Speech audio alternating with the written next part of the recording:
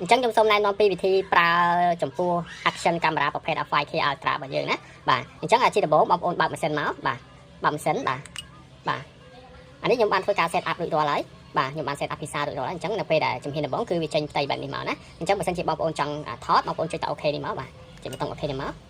បាទគឺចាប់ដើមថតហើយណាបាទឃើញលុនទីក្រហមក្រហមហ្នឹងគឺថតហើយបាទអញ្ចឹងនៅពេលដែលបងប្អូនចង់បញ្ឈប់ការថតបងប្អូនចុចប៊ូតុង OK វិញមកបាទបាទអញ្ចឹងផ្ដាច់ហើយណាបាទអញ្ចឹងនៅពេលដែលបងប្អូនចង់បានវីដេអូបាទក៏ដូចជាការចូលទៅគ្រប់គ្រងការកំណត់កម្មវិធីផ្សេងៗអីបងប្អូនចុចសញ្ញា Wi-Fi នេះមកបាទដើម្បីបញ្ជូនទៅឲ្យទូរស័ព្ទគ្រប់គ្រងណាបាទឬក៏ទាញយកវីដេអូដែលបានថតណាបងប្អូនចុចស្កត់ឲ្យជាប់មកបាទបាទអញ្ចឹងចេញបែបនេះមកបាទវាមាន QR code ណាបាទ QR code សម្រាប់ download app ណាបាទ QR code សម្រាប់ download app អញ្ចឹងវាចាំងតិចណាបាទអញ្ចឹងបងប្អូនមើលណាមើលខាងឆ្វេងណាបាទ QR code ខាងឆ្វេងនេះណាបាទនេះបាទ QR code ខាងឆ្វេងនេះបាទយកទូរស័ព្ទរបស់យើង scan ជាមួយនឹង QR code ឆ្វេងនេះមកដើម្បី down app ណាបាទចាំបងប្អូនយកទូរស័ព្ទយើង scan មកបាទ scan យកខាងឆ្វេងណាបាទនេះបាទនេះបងប្អូនចុចចូលបាទអញ្ចឹង app របស់វាឈ្មោះ Subcam Pro នេះណាបាទអញ្ចឹងបើសិនជាបងប្អូន Android បាទបងប្អូនចូល Google Play Store ខាងលើនេះមកបាទ select down យក Google Play Store នេះមកបាទ Play នេះមកបាទឬបងប្អូនiPhone បងប្អូនselect យក App Store នេះមកណាបាទតែខ្ញុំ Android គឺខ្ញុំយកខាងលើនេះណាបាទចាំមើលខ្ញុំដាក់ app នៅខាងលើទៀតដើម្បីបងប្អូនងាយស្រួលណាបងប្អូនចូលទៅកាន់ Play Store ឬក៏ App Store ដើម្បីវាយឈ្មោះ app down យកតែម្ដងក៏បានណាបាទនេះខ្ញុំចូលទៅកាន់ Google Play បាទនេះណាបាទ app ឈ្មោះនេះណាអញ្ចឹងបងប្អូនចូលទៅកាន់ Play Store ក៏បាន App Store ក៏បានវាយឈ្មោះនេះតែម្ដងក៏បានដែរណាបាទឈ្មោះ Subcam Pro នេះណាបាទលេខ5 down បាទអញ្ចឹងបន្ទាប់ពី down ហើយបងប្អូនចុចបើកមកបាទចុចបើកមកបាទបន្តមកទៀតបងប្អូនចុច confirm ណាបាទបងប្អូនយកខាងលើបាទយកអនុញ្ញាតបាទបន្តមកដល់កន្លែងនេះបងប្អូនចុច add នេះណាបាទ add camera នេះណាបាទបងប្អូនយកខាងលើ add camera បាទ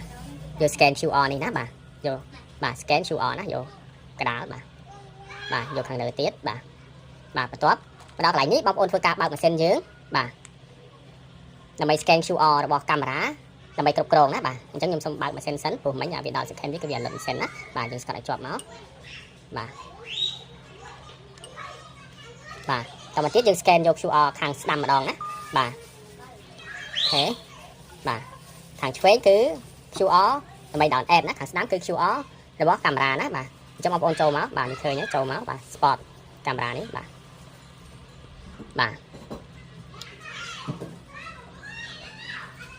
អញ្ចឹង connect រួចហើយបងប្អូនចូល connect add នេះមកបាទ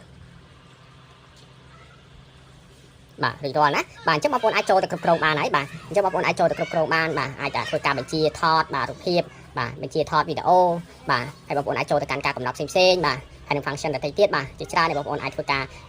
តេស្តបាទឬបងប្អូនអាចធ្វើការសិក្សាបន្ថែមបានណាបាទនេះគឺវីដេអូនិងរូបភាពដែលយើងបានថតគឺវាស្ថិតនៅក្នុងទីនេះណាបាទនៅ file ខាងឆ្វេងក្រោមគេនេះបាទនេះគឺបង្ហាញរូបភាពនិងវីដេអូដែលយើងបានថតអញ្ចឹងបើសិនជាបងប្អូនចុច play បាទបងប្អូនចុច play ទៅលើវីដេអូណាមកបាទអញ្ចឹងវាថតបានទាំងវីដេអូនិងសំឡេងណាបាទបន្តមកទៀតបើសិនជាបងប្អូនចង់បានវីដេអូនឹងហើយបងប្អូនចុចពាក្យ down នេះណាបាទចុចពាក្យ down ក្រោមនេះបាទបងចុច confirm មកបាទអញ្ចឹងម៉ាស៊ីនកំពុងតែដំណើរការ download ហើយណាបាទហើយជួយខ្ញុំបើកបាទ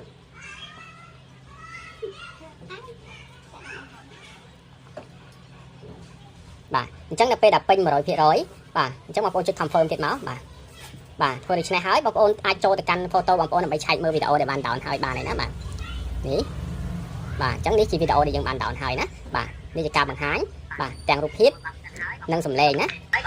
បាទអញ្ចឹងនេះជាវីដេអូដែលយើងបាន download ចេញពីកាមេរ៉ារបស់យើងមកណាបាទវាចូលមកកាន់ photo របស់យើងហើយបាទអញ្ចឹងបងប្អូនត្រឡប់មកវិញមកបាទខ្ញុំណែនាំបន្ថែមបាទយើងត្រឡប់មកវិញនេះជា app របស់យើងដដែលណាបាទនេះជា app បាទនេះជាការថតបាទនេះជាកម្រិតគុណភាពបាទកម្រិតគុណភាពគឺនិយាយទៅអែមណាបាទសម្រាប់ប្រភេទ 5K នេះកម្រិតគុណភាពដូចបងប្អូនបានឃើញគឺអែមណាបាទនេះបាទអញ្ចឹងបន្តមកទៀតបាទខ្ញុំណែនាំពីកន្លែងក្នុងការកំណត់កម្មវិធីផ្សេងៗណាបាទអញ្ចឹងបងប្អូនចូលមកកាន់ setting នេះមកដើម្បីចូលទៅកំណត់កាមេរ៉ាណាបាទអញ្ចឹងខ្ញុំសូមណែនាំតែចំណុចសំខាន់ទេបាទនេះជាការកំណត់បាទនៃ quality ណាបាទនេះ 5K បាទ30 frame បាទបើសិនជាបងប្អូនចង់កំណត់យក 4K 60 frame ក៏បានបាទ 4K 30 frame ក៏បានណាអាស្រ័យទៅលើការចូលចិត្តបាទអាស្រ័យទៅលើការអាស្រ័យទៅលើប្លង់ការថតរបស់បងប្អូនចង់បានកម្រិតណាណាបាទអញ្ចឹងខ្ញុំអត់តកំណត់អីទេគ្រាន់តែបង្ហាញសិនណាបាទនេះគឺ white balance កន្លែងកំណត់ពន្លឺបាទអញ្ចឹងជាទូទៅយើងប្រើអូតូហ្នឹងហើយបាទហើយនេះការថតវីដេអូដោយសំឡេងបាទអញ្ចឹងបងប្អូនចង់ថតដោយបាទស្រូបសំឡេងឬក៏បិទសំឡេងបងប្អូនចូលថតអីនេះមកបាទចូលកំណត់អីនេះមកបាទអញ្ចឹងទេបងប្អូនទុកចោលអញ្ចឹងទៅណាបាទហើយនេះគឺកន្លែង format ណាបាទ នេះគឺកន្លែង format អញ្ចឹងបើសិនជា memory ពេញបាទពេញមិនពេញក៏ដោយបើសិនជាបងប្អូនចង់ format សម្អាត memory បងប្អូនចូលកន្លែងនេះមកបាទយើងចូលនេះមកបាទបន្តមកទៀតយើងចូលខាងស្ដាំដៃនេះមក format នេះមកគឺ format សម្អាត memory ហើយណាបាទគឺយើងអាចធ្វើការ format សម្អាត memory នៅក្នុងម៉ាស៊ីនផ្ទាល់ណាបាទតាមរយៈទូរស័ព្ទណាបាទនេះគឺ reset system ណាបាទអញ្ចឹងបើសិនជាមិនចាំបាច់បងប្អូនមិនចាំ reset ឡើងនេះទេបាទក្នុងការនេះបងប្អូន reset បងប្អូនត្រូវតែ set up ឡើងវិញទាំងអស់ណាបាទរាល់ function ណាដែលយើងកំណត់ពីមុនណាបាទអញ្ចឹងមកចូលដល់ចំណុចនេះបាទចំណុចនេះគឺជាការកំណត់ការថតណាបាទអញ្ចឹងបើសិនបងប្អូនចង់ចុចថតរហូតបាទអញ្ចឹងបងប្អូនមិនចាំសេរីទេបងប្អូនចុចកំហប់នេះតែម្ដងបាទបញ្ជាការថតតែម្ដងណាបាទយើងបញ្ជាការថតតែម្ដងបាទចុចថតបែបនេះណាបាទអញ្ចឹងអានេះទីដើរគឺចាប់ដើមថតហើយនេះគឺជាការបញ្ជាថតតាមរយៈទូរស័ព្ទណាបាទអញ្ចឹងបើចង់បងប្អូនចង់ឈប់បងប្អូនចុចវិញមកបាទណាបាទអញ្ចឹងកន្លែងនេះគឺការថតរូបភាពណាបងប្អូនចូលមកចុចលើសញ្ញាកាមេរ៉ាទៅអញ្ចឹងបងប្អូនអាចចុចថតបានណាបាទនេះបាទអញ្ចឹងថតរួចរាល់អស់ហើយនេះជាការកំណត់ការថតណាបាទជាកំណត់នីតិបាទក្នុងករណីបងប្អូនចង់ថតរហូតបងប្អូនចុចតា record វីដេអូនេះមកអញ្ចឹងបងប្អូនចុចបញ្ជាថតគឺថតរហូតតែម្ដងណាថតគ្មានឯងកំណត់ណាបាទអញ្ចឹងវាពិបាកក្នុងការគ្រប់គ្រងវីដេអូណាមួយអញ្ចឹងបងប្អូនទាញក៏ពិបាកដោយសារតែមេធំពេកវាពិបាកទាញបាទ download ណាអញ្ចឹងបងប្អូនគួរតែប្រើ lock record វីដេអូនេះណាបាទបងប្អូនចុចមកនេះមក